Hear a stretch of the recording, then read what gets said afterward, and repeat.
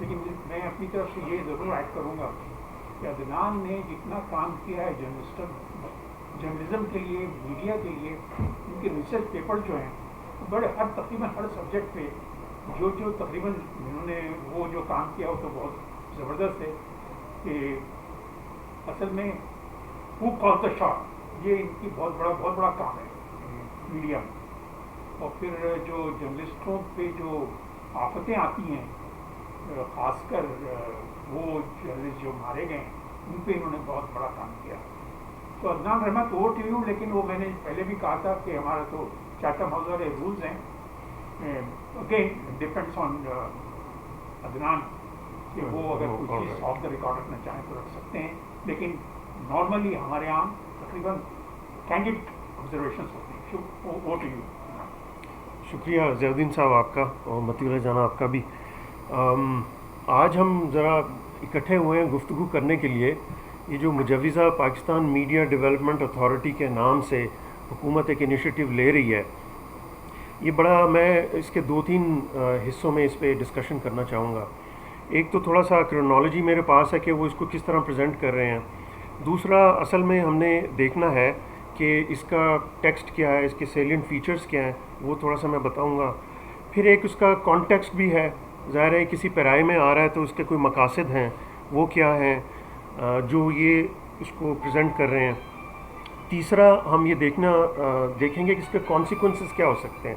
اگر جس طرح یہ تجویز کردہ ہے اسی طرح یہ آ جاتا ہے تو آبویسلی اس کے کچھ نتائج ہوں گے، اس کے اوپر بھی گفتگو ہم کریں گے.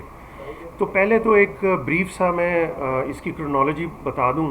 حکومت نے پہلے اس کو آرڈیننس غالباً لانے کی کوشش کی، اور ایک اس کا جو اوریجنل ڈرافٹ ہے اس میں لکھا ہوا ہے آرڈیننس، سارے وہ ٹیکسٹ ہے، اور اس کے اوپر مئی 7 کی ڈیٹ تھی. اس کے بعد انہوں نے اس کو پوسٹ پون کیا اور پی be a P N S اور سی پی این ای کو ڈرافٹ بھیجا. وہ 20 مئی کی اس کے اوپر تاریخ ہے. تو اس کے اندر انہوں نے کچھ بیچ میں ڈیٹس ڈالی، تھوڑا سا وقفہ دیا. لیکن جب یہ مالکان کی تنظیمیں تھیں، انہوں نے اس کے اوپر رسپونڈ نہیں کیا. تو پھر پی ایف یو جے کے پاس جب ڈرافٹ آیا، انہوں نے اسٹرانگلی اس کے اوپر ایک پوزیشن بھی لی اور اس کو رسپونڈ کیا اور اس کو ریجیکٹ کیا. اور پی ایف یو جے کے ساتھ human rights commission of Pakistan نے، پاکستان بار کونسل نے ایک جوائنٹ اسٹیٹمنٹ دیا، اور اس کو میرے خیال میں رائٹلی میڈیا مارشل لاء کے ایک ٹیکسٹ کے طور پر اس کو دیکھا اور اس کو ڈکلیئر کیا اور اس کو آؤٹ رائٹلی ریجیکٹ کیا، کیونکہ اس کے پیچھے جو جس طرح اس کو فریم کیا گیا ہے، مگر اس کے پیچھے جو مقاصد ہیں وہ خاصے تھوڑا سا ہم غور سے دیکھیں تو نمایاں ہو جاتے ہیں.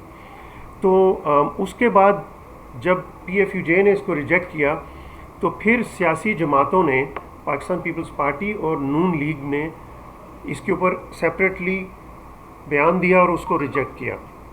اور پھر یہ بات ہے 28 مئی کی. پھر 3 جون کو بالآخر اے پی این ایس نے، پی بی اے نے اور سی پی این ای نے بھی مل کر ساتھ ایمنٹ کے ساتھ اور D G MAP digital media alliance Pakistan کے ساتھ مل کر انہوں نے اس کو بھی ریجیکٹ کر دیا. So as thing stand now, اس لاء کو تمام جو پرنسپل اسٹیک ہولڈرز ہیں، جس سیکٹر کو یہ گورن کرے گا اس سیکٹر نے تو اس کو ٹوٹلی ریجیکٹ کر دیا ہے. اس کے علاوہ جو ملک میں بڑی جماعتیں ہیں، جو 10 میں سے جنہوں نے 12 میں سے 10 بار جنہوں نے حکومت بنائی ہے، 5 بار پیپلز پارٹی نے اور 3 بار نون لیگ نے، انہوں نے بھی اس کو ریجیکٹ کر دیا ہے. Human rights commission of Pakistan, Pakistan bar council اور سول سوسائٹی نے بھی اس کو ریجیکٹ کیا ہے. اب اس کی جو حامی جماعت ہے وہ صرف پی ٹی آئی ہے. اب ہم ذرا دیکھتے ہیں کہ اس کے اندر پہلے ٹیکسٹ دیکھ لیں، پھر کانٹیکسٹ میں اس کو ذرا ایکسپلین کرنا آسان ہوگا. اس کے کی سیلینٹ فیچرز کیا ہیں؟ پہلا تو اس کا نام ہے پاکستان میڈیا ڈیولپمنٹ اتھارٹی. یہ ایک مس نومر ہے، اس میں ڈیولپمنٹ کی کوئی بات نہیں ہے. اس کے اندر جتنی بھی ٹیکسٹ ہے اور جتنا بھی اس میں ایمفیسز ہے ان ٹرمز آف انٹینڈڈ آؤٹ کمز، وہ سب کے سب گورننس کے ہیں، مینجمنٹ کے ہیں، وہ امپاورمنٹ کے نہیں ہیں، وہ رائٹس دینے کے لیے ریفارم اورینٹڈ نہیں ہیں، نائدر آرٹیکولیشن میں نور انٹینٹ میں. تو یہ تو مس نومر ہے، یہ اس طرح کے کوئی ڈیولپمنٹ کا قانون نہیں ہے. دوسرا یہ ہے کہ ایک جو بڑی اس کی اسٹیٹڈ ایم ہے کہ تمام ٹائپس آف میڈیمز ان کو ریگولیٹری ایمبٹ میں لانے کی ایک کاوش ہے. پرنٹ کے لیے علیحدہ ریگولیٹر ہے، ہمیں پتہ ہے الیکٹرانک میڈیا کے لیے علیحدہ ریگولیٹر ہے، اور انٹرنیٹ کے لیے ٹیکنیکل ریگولیٹر تو نہیں ہے لیکن ٹی ٹی ایس کو ریگولیٹ کرتی ہے اسپیس کو. تو ان تینوں کو ساتھ میں براڈر ڈیجیٹل میڈیا، یعنی we are not talking about social media alone, digital space تو اسی طرح ہے جیسا پاکستان میں پولیٹیکل اسپیس ہے، اس میں پولیٹیکل پارٹیز بھی ہیں، اس میں عوام بھی ہے، اس میں سول سوسائٹی بھی، سب لوگ ہیں. تو یہ ڈیجیٹل اسپیس کی انٹائرٹی کو اپنے ایمبٹ میں لانے کی ایک کاوش ہے. اس کے علاوہ یہ اپنی طرف سے ایک ایکسپلسٹ لنک قائم کرنے کی کوشش کر رہا ہے یہ مسودہ between regulatory compliance and eligibility for public sector advertising. یعنی وہ یہ کہہ رہے ہیں کہ آپ میڈیا کو جو پبلک سیکٹر ایڈورٹائزنگ حاصل ہوتا ہے وہ آپ اس کے کمپلائنس میں آئیں گے تو آپ کو ملے گا. حالانکہ public sector advertising, public interest advertising تو ہوتی ہے پبلک کی لٹریسی کے لیے، اس کی انفارمیشن کے لیے. اس میں آپ ایک مڈل پارٹی کو کیوں، ایک میسنجر کو آپ اس کو سٹیزنز کو پینلائز کرنا چاہتے ہیں، میسنجر کو آپ ایک اسٹیک ہولڈر بنا کر. اس کے علاوہ یہ ایک اور ایکسپلسٹ لنک قائم کرنے کی کوشش کرتا ہے کہ میڈیا کے اداروں میں جتنے بھی صحافی ہیں یا اسٹافرز ہیں ان کو تنخواہ ملے گی اگر یہ کمپلائی کریں گے اس کے ساتھ. اگین اس کے اندر وہی بات آتی ہے کہ یہ کوشش کرتا ہے یہ قانون کے ان کے اندر ڈیپ رفٹس کریں. ہمیں یہ معلوم ہے کہ میڈیا کے ادارے تو اپنے صحافیوں کو تو بطور صحافی تو ہائر ہی نہیں کرتے. کتنی پرسنٹیج ہے، کتنے ادارے ہیں جو اس طرح کرتے ہیں. تو وہ یہاں پر اس کو یہ کوشش کرتے ہیں کہ ان کو ٹینشن میں رکھنے کے لیے یہ اس رفٹ پلے اپ کرنے کی کوشش ہے. اور یہ میرے ذاتی رائے میں یہ قطعی ایک سٹاف فرینڈلی یا صحافی فرینڈلی قانون نہیں ہے، کیونکہ یہ آگے جا کے نکوسا لاء کو بھی ریپیل کرنے کی بات کرتا ہے. سو دیر فور وہ صرف اس ٹریڈیشنل رفٹ کو ایکسپلائٹ کرنے کی کوشش ہے. اس کے علاوہ ایک اور جو یہ ان یوزول کام کرنا چاہتا ہے، یہ والا لاء تو نہیں ہے یہ لیکن مسودہ یا مجوزہ قانون، وہ یہ ہے کہ سوشل میڈیا کو فارملائزڈ میڈیا کے ساتھ اس کو ایک کہنا چاہ رہے ہیں. فارملائزڈ میڈیا تو آپ کو پتہ ہے میڈیٹڈ میڈیا ہوتا ہے، ایڈیٹر ہوتا ہے، ایک پروسیس ہے.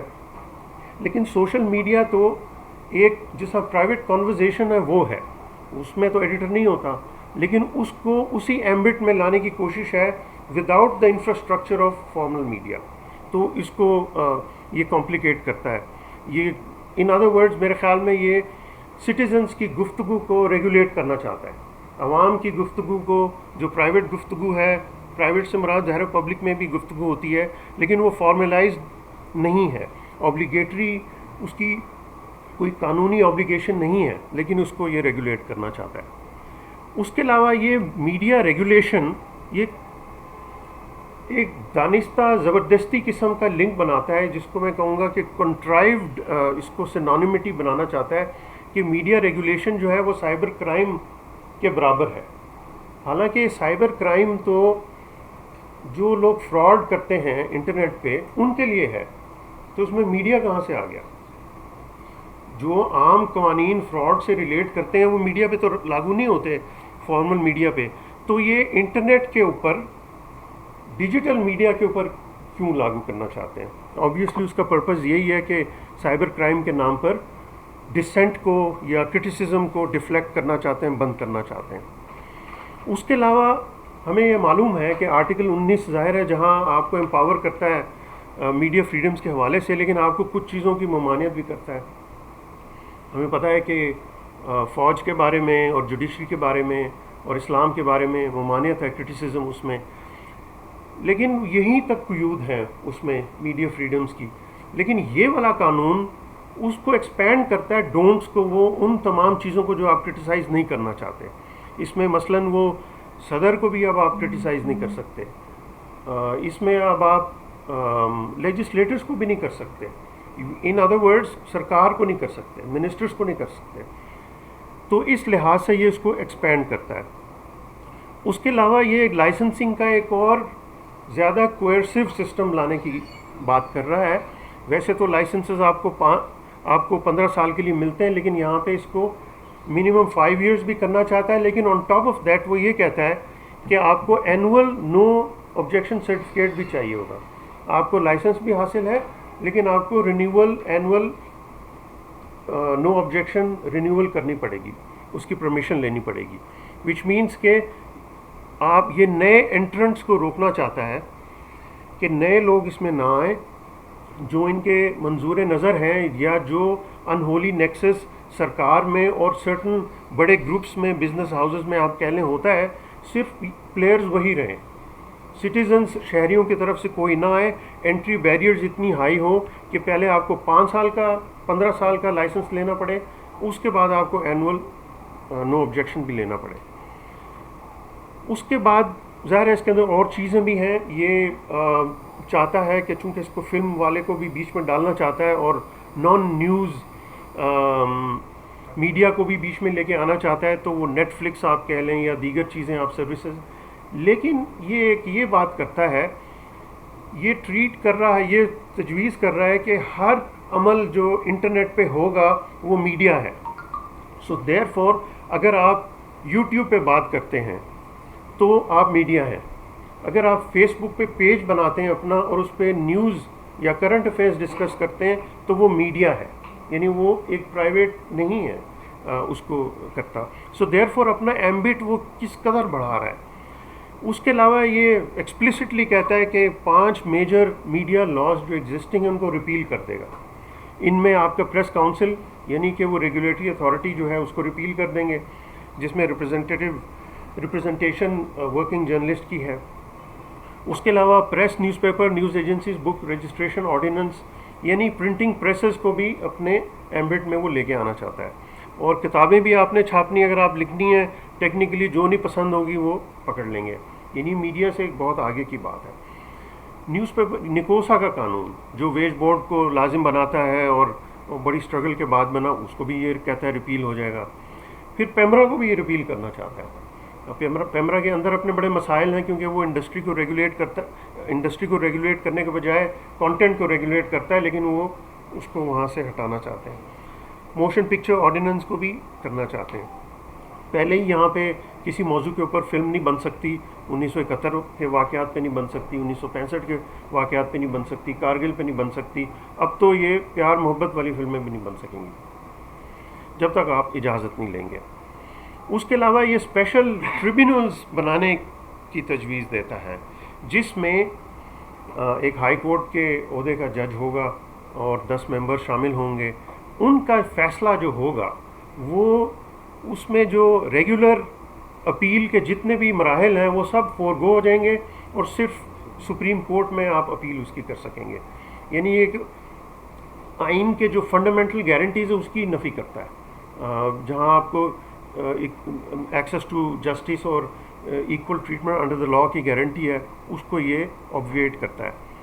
اس کے علاوہ یہ چاہتا ہے کہ اس جو super one big fat regulatory body بن جائے, اس کو کسی پروفیشنل کے ہاتھ کے بجائے گریڈ 22 کے افسر کے ہاتھ میں دیا جائے, یعنی کہ ایگزیکٹو کے کنٹرول میں دیا جائے. یہ اس کی کچھ چیدہ نکات تھے. اب ہم ذرا کانٹیکسٹ میں آتے ہیں. یہ ظاہر ہے کہ کسی پرپس کے لیے ہو رہا ہے. بیٹھے بٹھائے کہاں سے ڈیمانڈ آئی تھی کہ یہ والی سو کالڈ چینجز آنی چاہیے, یہ کوئی ریفارمز ہیں؟ یہ تو سیدھی ٹاپ ڈاؤن ایگزیکٹو بگ سرکار کی طرف سے وش لسٹ ہے. It's not ground up working journalist یا میڈیا سیکٹر کی طرف سے ڈیمانڈز نہیں ہیں. وہ تو یہ ڈیمانڈ کر رہے ہیں کہ ایگزسٹنگ جو پیونیٹیو ریسٹرکشنز ہیں ایکسپریشن کے اوپر, ان کو بھی ختم کیا جائے. تو لیکن یہ ان کو سرکار کہہ رہی ہے یہ ناکافی ہیں ریسٹرکشنز, ہم ان کو ایکسپینڈ کرنا چاہتے ہیں, لوزلی اسپیکنگ. بہرحال اس کا ایک کانٹیکسٹ ہے, میری انٹرپریٹیشن ہے یہ, لیکن اگر ہم ڈاٹس کو ملائیں تو پکچر واضح ہو جاتی ہے. اس میں اگر ہم اس کو loosely just for frame work of reference ہم کریں کہ 10 سال کے سائیکلز میں مارشل لا اور جمہوریت چلتی ہے. تو ایوب کا مارشل لا تھا, اس کے بعد 70 کا ڈبیکل ہوا, پھر الیکشن ہوئے اور بھٹو کی حکومت آئی, واپس جمہوریت آئی, انفیکٹ پہلی بار ریپرزنٹیٹیو ڈیموکریسی آئی. اس کے بعد پھر ضیاء الحق آ گیا، 10 سال چلا. اس کے بعد 10 سال بے نظیر اور نواز شریف کا والا پیریڈ تھا جمہوریت کا، وہ ختم ہوا. مشرف آ گیا، رفلی 10 ایئرز وہ ختم ہوا. تو ٹرانزیشن بیک ٹو ڈیموکریسی ہوئی. تو یہ بڑا انٹرسٹنگ فیز تھا. پہلے تو اس نئی صدی کے آنے سے پہلے وہ ایک اور پاکستان تھا، لیکن 2002 کے بعد والا پاکستان میں انڈیپینڈنٹ میڈیا بھی شامل تھا، broadcast sector, private mass media بھی شامل تھا جو پہلے نہیں تھا. یہ اس کو منفرد بناتی ہے. تو ہمارے پاس بہت سارے لائسنسیز آ گئے، ٹیلی ویژن چینلز آ گئے، گفتگو کرنی ذرا آسان ہو گئی. پہلے پیپلز پارٹی کی حکومت تھی، پھر نون لیگ کی حکومت تھی. تو obviously سب سے بڑی سٹوری ٹرانزیشن ٹو ڈیموکریسی کی تھی. اس میں ایکسپینڈ ہوا وہ پروسیس جس میں آپ بڑی سرکار کو، اور جو ہمارا 10 ایئر والا سائیکل ہوتا ہے، اس پہ ایک ریئل چانس پیدا ہوا کہ پبلک کے، عوام کے جو نیریٹیوز ہیں ڈومینیٹ کریں گے یا انڈرمائن ہوں گے. تو وہ ہم نے دیکھا کہ انڈرمائن ہونا شروع ہو گئے جب نواز شریف آیا. اس دوران ریپڈلی انٹرنیٹ ایکسپینڈ کر رہا تھا، یوزرز آف انٹرنیٹ بڑھ رہے تھے. جب 14 کے بعد دھرنا، پوسٹ دھرنا سیاست شروع ہوئی تو یہ وہ پیریڈ تھا. پہلے تو نان اسٹیٹ ایکٹرز اٹیک کرتے تھے صحافیوں کو. پوسٹ دھرنے کے دوران اٹ سیلف، یعنی کہ خالی خواتین 57 جرنلسٹ اٹیک ہوئی تھیں. تو اس میں جو باقی ہوئے تو بہت زیادہ تھے. جنرل مشرف نے تو ریکارڈ قائم کیا، 1400 صحافی ایک دن میں اریسٹ ہوئے تھے. ایک دن میں، وہ چند گھنٹوں بعد ریلیز ہو گئے تھے لیکن پورے ملک میں سے انہوں نے اریسٹ کیے تھے. سو یہ انٹیمیڈیشن ڈائریکٹ جرنلسٹ کی شروع ہوئی. پہلے میڈیا ہاؤسز کو پریشرائز کرتے تھے. اس کے بعد جب 2018 تک کا الیکشن آیا، اس وقت تک ایکسپلوڈ ہو چکا تھا سٹیزنز کا انفارمیشن ایکسیس آن لائن. اس دوران سینسرشپ انہوں نے زیادہ کوئرسو بنائی، میڈیا ہاؤسز کے اوپر بھی اٹیک کیا، صحافیوں کو بھی زد و کوب کیا، نشانہ بنایا. لیکن ان کو سمجھ آ گئی کہ جو نیریٹو ہے، ہم نے میڈیا کو مینیپولیٹ کیا ہے اور اس کو کافی خاموش کیا ہے. تو اس کا نتیجہ یہ ہوا کہ پبلک انٹرسٹ کا میڈیا ہی نہیں رہا. تو پبلک انٹرسٹ اور میڈیا آڈینسز آن لائن چلے گئے. انٹرنیٹ آپ کا ڈیفالٹ میڈیا بن گیا، انٹرنیٹ آپ کا ڈیفالٹ پولیٹیکل لینڈسکیپ بن گیا، انٹرنیٹ آپ کا سوشیو اکنامک لینڈسکیپ بن گیا، کیونکہ اکانومی بھی وہاں جنریٹ ہونی شروع ہوئی. جو زمین کے اوپر بڑی سرکار کی طرف سے ہر قسم کی پابندیاں تھیں، آپ وہ دیکھ لیں سیاسی جماعتوں کے اوپر یا نیب کے ذریعے، یا آپ مجھے بتا دیں کون سی پولیٹیکل پارٹی کا ہیڈ اس وقت ٹیلی ویژن پہ اس کا انٹرویو چل سکتا ہے. زرداری کا چل سکتا ہے، مریم کا چل سکتا ہے، نواز شریف کا چل سکتا ہے، مینگل کا چل سکتا ہے، الطاف حسین کا چل سکتا ہے. یہ سب پولیٹیکل پارٹیز کے ہیڈز ہیں. تو یہ جب یہاں سے بین ہو گئے تو پھر آپ نے دیکھا پولیٹیکل پارٹیز نے اپنی پولیٹیکل کمیونیکیشن آن لائن کر لی. عمران خان خود کرتا ہے. عمران خان میڈیا کے پاس آتا ہی نہیں ہے. عمران خان کے 2 کیریکٹرسٹکس ہیں، نہ وہ پارلیمنٹ جاتا ہے نہ وہ میڈیا کے پاس جاتا ہے. وہ ایک مونولوگ کرنا چاہتا ہے، ڈائلاگ نہیں کرنا چاہتا، نہ عوام کے ساتھ نہ ہی میڈیا کو. دیر فور وہ نہیں سمجھتا کہ یہ پلیٹ فارم ہے جس کے تھرو گفتگو میڈیٹ ہو سکے. سو دیر فور یہ تھوڑی تمہید لمبی ہوگی، لیکن بتانا چاہ رہا تھا یہ اب یہاں پہ 2023 میں الیکشنز ڈیو ہیں. 2018 کے الیکشنز میں تو انہوں نے کسی طرح مینیپولیٹ کر کے سب کچھ کر دیا، لیکن اس دوران اس عہد میں انہوں نے جرنلسٹ کے خلاف بہت ہی زیادہ کوئرسو ہو گئے. نہ صرف فزیکل اٹیکس، کڈنیپنگس، ایبڈکشنز، ٹارچر، گھر کی وائلیشن، ہر قسم کا. اب تو بغاوت کے باقاعدہ مقدمے اور آسما پہ بھی ہو گئے ہیں اور حامد پہ بھی ہو گئے ہیں. تو یہ سب ہمیں ایک بتاتا ہے ایک پیٹرن. تو اس کی ٹائمنگ اس قانون کی اسی بیک ڈراپ میں ہے. یہ پریپریشن ہے کہ جو پولیٹیکل کمیونیکیشن میں انہوں نے پولیٹیکل لینڈسکیپ پہ خاموشی کر دی ہے، میڈیا میں پروفیشنل جرنلزم کے اوپر کر دی ہے، ایڈورٹیزمنٹ بند کر دیے ہیں، وہ اب پروفیٹیبل ہی نہیں رہے بزنسز. اور جو سب سے کرٹیکل وائسز تھیں فارمل میڈیا کے اوپر وہ اب ہو گئی ہیں. ہر شخص ادارہ بن گیا ہے. ساری کرٹیکل وائسز آن لائن چلی گئی. یہ اب انہوں نے یہ سوچا ہے کہ انڈیویجول کے اوپر اٹیک کرنے کے بجائے پروسیجرلی ہم اس چیز کو ٹیکل کریں. تو یہ بنیادی طور پر ان کا تھا. دو اور میں یہاں پہ کچھ سٹیٹسٹکس آپ کے سامنے رکھنا چاہتا ہوں. پچھلے 12 ماہ میں 148 بقول فریڈم نیٹ ورک کی رپورٹ کے 148 اٹیکس اور وائلیشنز ہوئی ہیں. اس میں جو تھریٹ ایکٹرز ہیں وہ ریمارکیبل ہیں.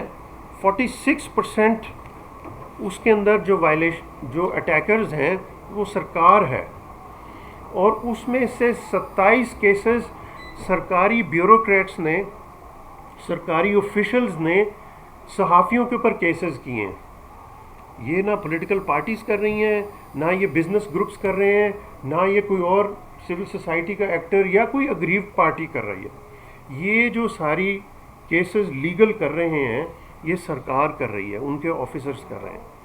سو دیئر فور پچھلا سال بھی گزر گیا ہے اور ان کو سمجھ آ گئی ہے کہ ظاہر ہے متحد اتحاد زیادہ مضبوط ہو گیا ہے.